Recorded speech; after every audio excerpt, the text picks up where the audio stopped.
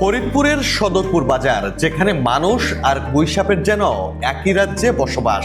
বাজারের পাশের একটি জলাশয় আর ময়লার ভাগাড় এখন পরিণত হয়েছে বিশালাকৃতির শত শত গুইসাপের অভয়ারণ্যে। সরেজমিনে গিয়ে চোখ কপালে ওঠার দৃশ্য। 40 থেকে 80 কেজি ওজনের প্রায় 2 শতাধিক গুইসাপ দল বেঁধে ঘুরে বেড়াচ্ছে খালের পাড় জুড়ে। কেউ রোদ পোহাচ্ছে, কেউ আবার নিশ্চিন্তে ব্যস্ত খাবারের খোঁজে। এই গুইসাপদের খাবারের মেনু বেশ রাজকীয়। বাজারের পচা মাছ, মরা মুরগি, এমনকি গরুর অবশিষ্টাংশ, মানুষের ফেলে দেওয়া এসব উচ্ছিষ্টই তাদের প্রধান খাবার। এক কথায় বলতে গেলে বিনা বেতনে বাজারের প্রাকৃতিক পরিচ্ছন্নতা কর্মী হিসেবেই কাজ করছে গুইসাপগুলো। সবচেয়ে মজার বিষয়টি হচ্ছে, কয়েক বছর আগেও যে প্রাণীকে দেখে স্থানীয়রা ভয় পেত, এখন তারাই হয়ে উঠেছে বাজারের চেনা মুখ। ব্যবসায়ীরা বলছেন ওরা কোনো ক্ষতি করে না, বরং ময়লা পরিষ্কার রাখে।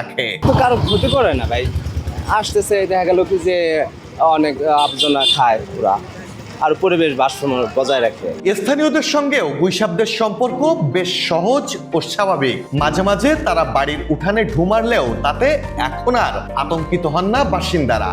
বিষয়টিকে এখন দৈনন্দিন জীবনের অংশ হিসেবেই ধরে নিয়েছেন এলাকাবাসীও। বিশেষজ্ঞদের মতে গুইসাপ বিষধর নয়, তাই সরাসরি বড় কোনো ক্ষতির আশঙ্কা নেই। তবে এদের শরীরে থাকা ব্যাকটেরিয়ার কারণে কামড় বা আঘাতে সংক্রমণ হতে পারে, সতর্ক থাকাই ভালো। আর পরিবেশবিদরা বলছেন, এমন দৃশ্য আসলে একটি বার্তা দেয় যে প্রকৃতি এখনো বেঁচে আছে।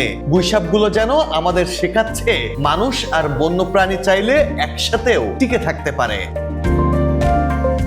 Mahmudul Hasan Shaon, green TV digital.